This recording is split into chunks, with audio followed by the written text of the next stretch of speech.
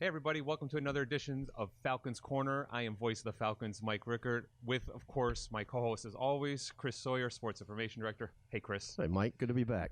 It's January, but it feels like baseball weather up here in the Northeast the last couple of days. I'm sure Coach McCary, and we're off topic a little bit already to start the show, but I'm sure Coach McCary wishing he could have his guys on camera. Oh, I know. Throwing the ball. I was in shorts and t-shirts this weekend. I thought I was at the ocean front. It was crazy. It was nice for a change. Hey everybody, we are excited to be here for another week.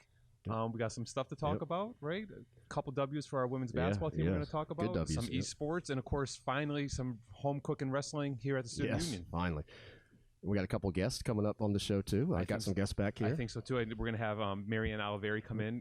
She runs the program Somebody Someone, and we are going to have a special event with her at one of our home games, women's home games, upcoming next week. So she's going to talk about what's going on with that, and it should be pretty exciting. She has a lot of good stuff. Yeah, looking forward to it. We just had our athlete of the week literally just named right before the show. We've already booked her on the show. Of course, today. And she's in wardrobe and makeup, I think, as we speak, and getting ready to talk on the show. But we look forward to discussing everything Lackawanna sports. We'll be back with you in a few moments. Take flight, everybody. Everybody, we're back at the Falcons Corner. Voice of the Falcons, Mike Rickert, SID Chris Sawyer, with our newly minted athlete of the week, Keyanah Price. Hi, Keyanah. How you doing, Mike? I'm doing fine. Congratulations. Thank you. Are you nervous being on the perch? Are you nervous being on the perch? You're not nervous. Nah. All right, good, awesome. Pretty good week last week. Yeah. I know you know your stat line. So against Cheney last week, it was 15 and 13. Am I right? I'm guessing. Yes. And then let's see, at Monroe Express, what do we got? 13 and 8. Yeah. You got to give her one more. 14 and 8. All right, yeah. I was close. If you watched the show last week, Chris and I have a hard time with numbers. Okay. Yeah, so we can mix those up a little bit too. I'm going to ask you a very important question to start off with. And we won't tell Coach Joya. We make sure she doesn't listen to this. Okay. Do you consider yourself a guard or a forward? I'm a guard. What does Coach Joya consider you as? A forward. Okay, thank you. I think that's all I have to ask you. That was like the most investigative question probably in the history of Falcons Corner. Okay. So thank you for being so honest. We do like you see and sneaking out there and shooting some corner threes and stuff too. Sure. And to me, we always talk about math on this show too. 3 is more than 2. Yes. Don't tell Coach Joy I said that. Okay. All right, go ahead, Chris. But you're right. She had, in the game against Cheney, she stepped out for a 3. But what impressed me the most about your 15 was you only did it in 3 quarters. In the third quarter, she just lit up. I think she had, 9 points in the third quarter and the rebounds. Talk about that game against Cheney. And then even against Monroe College, you backed it up again, 14 and 8. You helped your team get the 10th win on the season. I did what I had to do. Coach Joy told us not to take any plays off, and that's what I've been trying to do since the season started. Because last year I was a little on the big side, but now got some of that weight off, and now I can do what I want to do.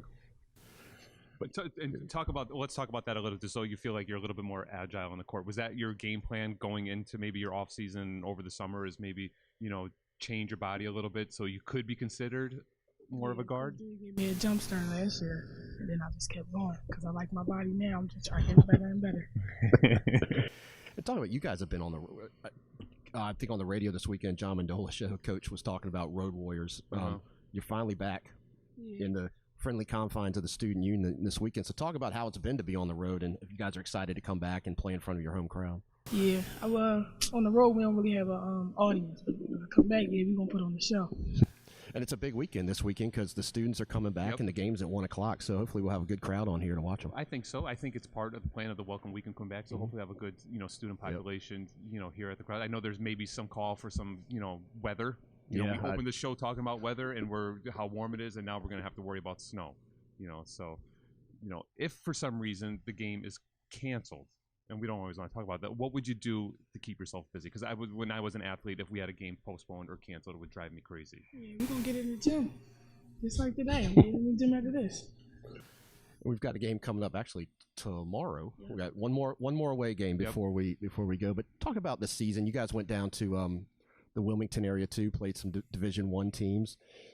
Talk about just the season right now with being 10-3. What you're feeling after the first 13 games, and what you're looking forward to going forward. I like winning, so we've been winning, and that's been making me happy. And when the team play together and we all happy, those be the best games. Yeah. And how do you feel you operate together as a team? Like, I always see you girls are always together. You know, the camaraderie on your team is really, really special. So, you know, it seems like, you know, it doesn't matter who's the leading scorer, who's putting up points, as long as you guys win. Yeah, it's a team effort. You just made a good point, because I was looking at being the SID, looking at the stats, the Monroe Express game. You know, Keyanah had 14, but Brianna and Sierra had 20 and 15. So it is a team effort. Everybody's pitching in, scoring. I know Jamie Brand had a huge day on the boards against the Express as well. So either someone picks it up or they all do it together. So it's been really impressive to see in the 10 wins they've had.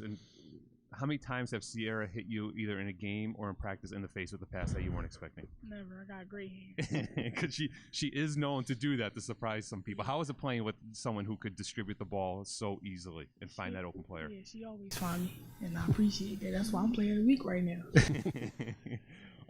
We wish you luck on the rest of the season. Thank you.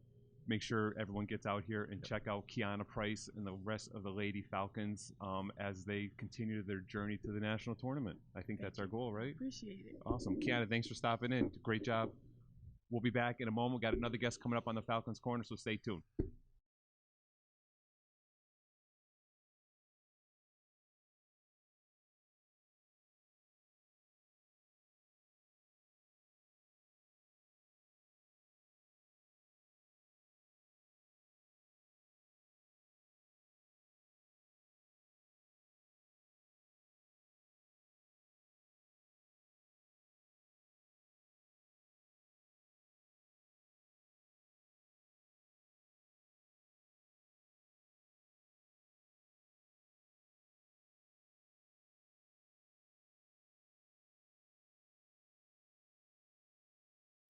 Hey everybody, we're back on the Falcons Corner. Voice of the Falcons, Mike Rickert, SID Chris Sawyer, special guest, first non-athletic department guest in the history of Falcons Corner, Marianne Oliveri. Welcome to the Perch. Thank you for having me. It's no pressure now. No I'm pressure at all. It's fine. But you do a lot with the athletic department anyway, and you're very much around. So we do appreciate that. You're here for a very special reason. Yes. Our home game on Tuesday, the 25th. First. Darn it. It's that number thing again, Mike. We're just not good at numbers. I'm doing it on purpose, Chris, just to play this whole thing off, you know. So it's. You just want me to talk more, don't you? Exactly. Tuesday, the 21st. We have a special event here before, during our women's basketball game. Just tell us a little bit something about that. Correct. So a few years ago, Coach Whittington came up with the idea of using athletics as a forum to speak about recovery from addiction, and which is great. We don't talk about recovery enough, and we don't talk about addiction enough. So bringing it to an athletic field, you get more of an audience because addiction there's no stigma to it. It affects everybody. It affects athletes. It affects us. It affects people out there. So I've been working with her, and we decided that last year that once I created our organization called Somebody Someone, we would have our recovery game as a dedication to somebody, someone, right, in conjunction with Lackawanna College women's basketball team. So you're going to ask me what Somebody Someone is? Well, we're going to ask you what Somebody Someone is. I mean, I know what Somebody Someone is. A lot of people do, but just in case for those that don't know what Somebody Someone is and the great work that you do throughout the area, just, fill us in a little bit. Okay, so I created Somebody Someone probably in the beginning of 2019. And what we did was my husband and I decided that we needed to give back to the community. We needed a way to share our daughter's story. Unfortunately, we lost our daughter to an overdose on May 29th of 2017. And we had always promised her, and we promised ourselves, that we wouldn't stay silent. And with that being said, we noticed that through her addiction, as she was struggling and trying to get her help, how it was easy, but it wasn't easy. Mm-hmm. We were very fortunate. We knew a lot of people in the community. We knew people in law enforcement. We knew people in the treatment world. So we were guided. We were shown how. We were shown what to do. We were shown who to contact. People don't have that advantage, and it's very difficult. And I can only imagine, as an addict, that having to just pick up the call and make that decision Yep. and being tossed around, how even more difficult and frustrating. So we decided to be that middle person. We decided to be the addict's voice when they're ready for recovery. And what we did was we partnered with Wilkes-Barre City Police Department. And what we do is when a person has an addiction problem and gets pulled over by the police officers talk to them. And if they decide that they're ready for recovery and they're ready for treatment, they're asked to fill out a referral form. And on this referral form, what it does is it gives permission for the Wilkes-Barre City Police to release their information to somebody, someone. But what we've also done, because we know that it's a small window, and at the time they're guessing the police officer at that point, but when we get to them, even though it's within a 24-hour time frame, they could have changed their mind. So we've also listed hotline numbers on the referral form, and they're able to keep a copy. So once they release their information and they give us permission to contact them, we do reach out to them. Not always successful, but we've had success. We've had more success than we ever thought we would. In fact, since November 1st, when we did our tally, and again, we started this program, soft kickoff on April 1st of 2019, we had 100 referrals. We've placed 10 people into treatment, with 4 that we know of are still successfully in a recovery program. That's great. And we've talked a lot of time, about your program, and I was fortunate enough to help at some of the events that you have. It is absolutely fantastic work that you're doing, and Dave and the work that you and Dave do is just tremendous, and it's a huge help. And as me being a father, and knowing that if my boys were ever down that road, to learn from the example that you've set is fantastic. So I personally thank you for that. So I know Chris has some questions for you though. No, too. I mean, I think it's a great, because there are addicts out there. Sometimes you don't even know they're addicts, but they're internally dealing with, because I've had friends like that. And so I just think it's a great opportunity to offer something up and maybe give them a little push, and someone that cares. I think that's a big thing that I've learned throughout my life with my friends, is that they felt like they were alone. So I really commend you. And I think it is to get a bigger audience out here at the game. And, the Lady Falcons are doing well, so hopefully we'll pull in a lot more people, and we're promoting. We'll be promoting it on social media all week, this week.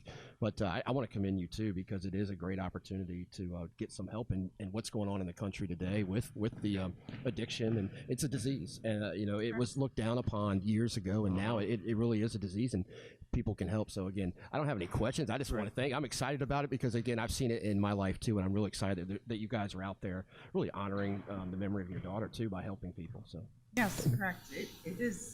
It's frustrating at the same time, because like you said, it's finally acknowledged as a disease, and many addicts do feel alone, and that was where we came up with somebody, someone. Yep. Because truly they are somebody, someone, and we always have to keep that in mind. Yep. What can fans expect differently for that Harkin game? So if they're coming to the game on the 21st against Harkin at 5 p.m., what extra things can they expect here at the Student Union? So we will have T-shirts for sale, long sleeve T-shirts, black with purple print. They'll be $12, and there will be information about the program. We will also be here to answer any questions that anyone has for us. Again, we're not going to hide from this. It's something that really needs to be talked about, and it really needs to be put out there.